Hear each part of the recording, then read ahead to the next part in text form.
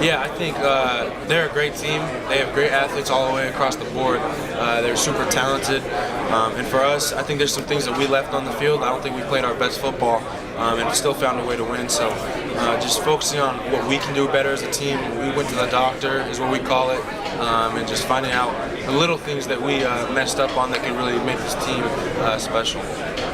Appreciate it.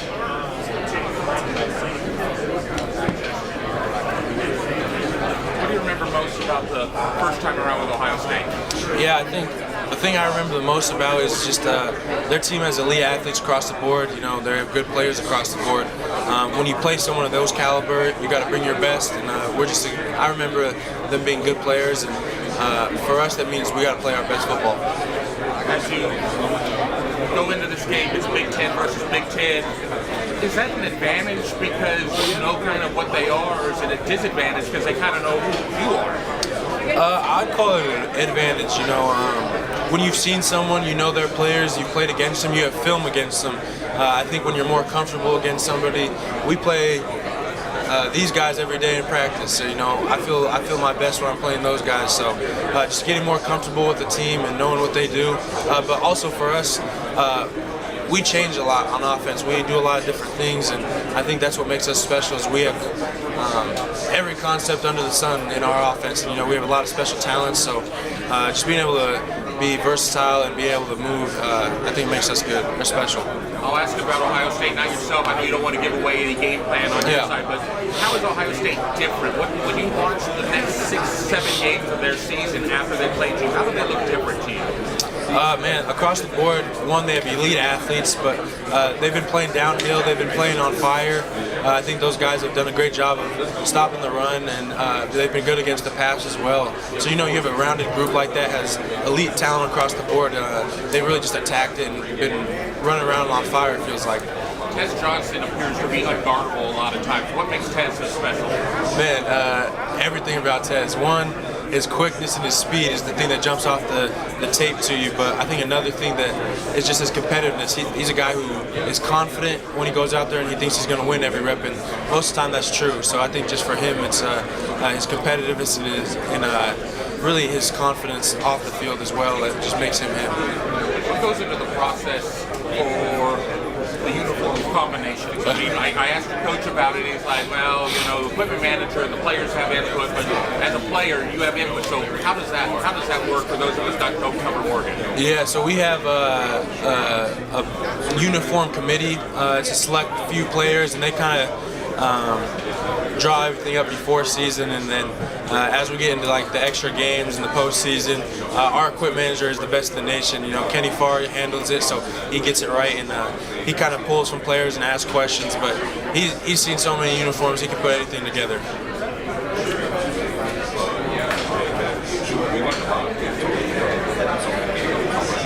Just trying not to dominate everything. No, you're good.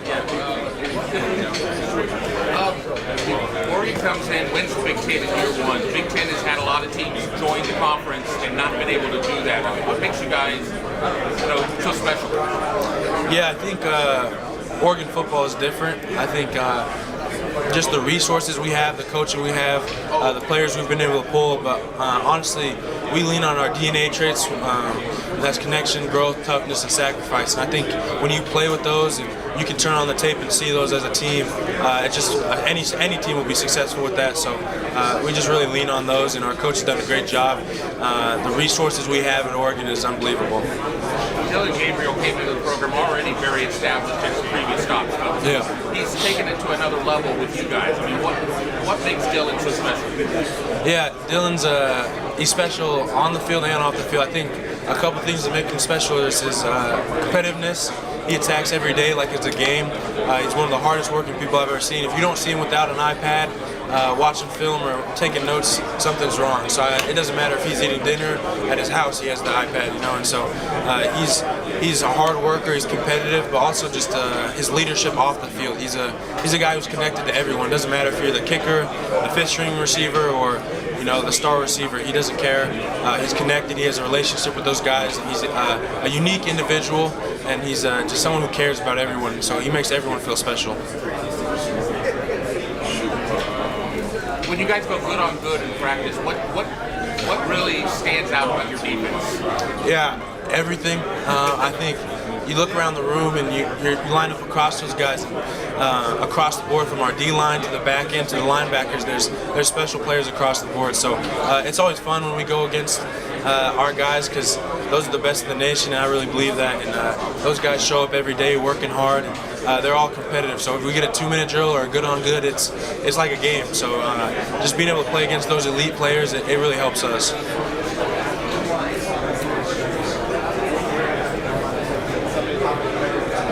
What's your New Year's resolution? Oh, I really haven't had a New Year's resolution yet, but so I don't got nothing special for you there.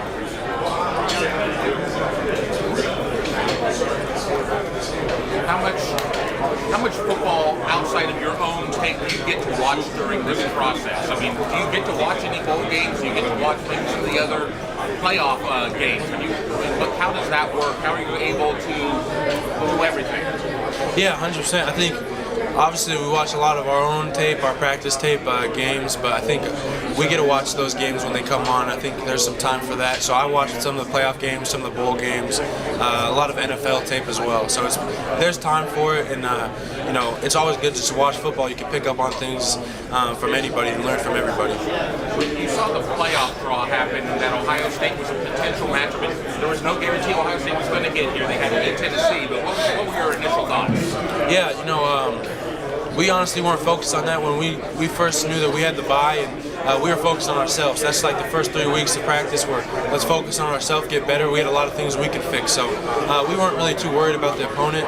I think when you worry about the opponent, that can cause problems. So we worried about ourselves, got ourselves better during that bye week, and then obviously we take a look at the winner, and we were ready for both teams, preparing for both teams. So it doesn't matter who we play. I'd rather play the best teams anyways, and lining up in the middle of the parking lot if you have to. Hey Terrance, I think about what Kenyon did in the Big Ten championship game, and I'm like, who's going to be the dudes next year? Yeah. Like when you're gone and playing with you, and not looking at him, who are some other guys that maybe we don't know about that you see in practice every day that are going to be the dudes next year? Yeah, I think not to pick on him, but I would say that guy Kenyon Sadiq is special. He's someone I spent a lot of time with, and just seeing him grow as a man off the field as well, and just how he's attacked football. He's obviously an elite athlete, and everyone can see that when he steps on the field, but how he's attacked the process and how much he's gotten better since he first got here is you got to notice it. So I'd say him for sure. I think we have some young receivers that can be really good players. I think Jeremiah McClellan, I think he'll be really good. He's attacked practice and gotten a lot better throughout the year. There's so many of the guys, though, you can just go through and name off names. I think Dante Moore is going to be an elite guy for us. He's someone who came in to Oregon knowing he'd take the back seat, and he's learned a lot. I've seen him grow just since the time he's been there. And there's always special talent around Oregon, and there's a lot of guys that you probably won't even think about that will pop up and make a lot of plays for us. What have you seen out of Dante? Like, what kind of quarterback is he going to be? He's going to be an elite quarterback.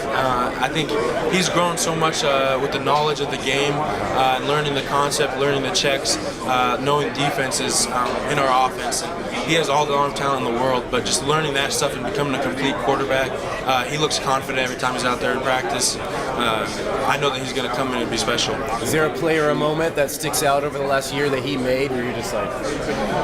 Yeah, there's some times, honestly, I've just seen him throw the ball deep, and it's a pretty ball. Yeah. It's quite a beauty in the air, and it falls right in the basket. And I think you can't teach that. It's something that he's been blessed with, and he knows how to use it. Appreciate you. Thank you. Thank you.